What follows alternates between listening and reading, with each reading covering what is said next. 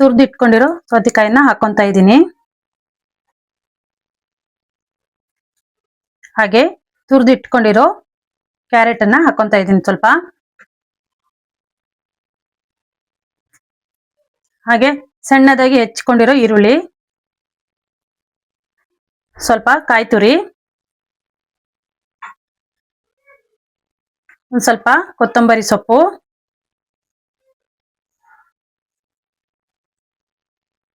ನೆನೆಸಿಟ್ಕೊಂಡಿರೋ ಹೆಸರು ಬೇಳೆಯನ್ನ ಹಾಕೊಂತ ಇದ್ದೀನಿ.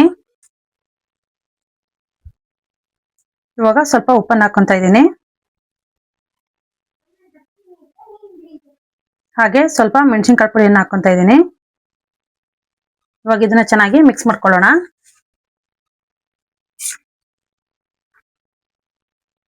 ಇವಾಗ ನಮ್ಮ ರಾಮನವಮಿ ವಿಶೇಷ ಕೋಸಂಬರಿ ರೆಡಿ ಆಯ್ತು. ಇಷ್ಟೇ. ವಿಡಿಯೋ ಇಷ್ಟ ಆಯ್ತು ಅಂದ್ರೆ ಲೈಕ್ ಮಾಡಿ, ಶೇರ್ ಮಾಡಿ. ಫಸ್ಟ್ ಟೈಮ್ ಯಾರಾದ್ರೂ ಚಾನಲ್ ಅನ್ನ ನೋಡ್ತಾ ಇದ್ರೆ ದಯವಿಟ್ಟು ಸಬ್ಸ್ಕ್ರೈಬ್ ಮಾಡಿ.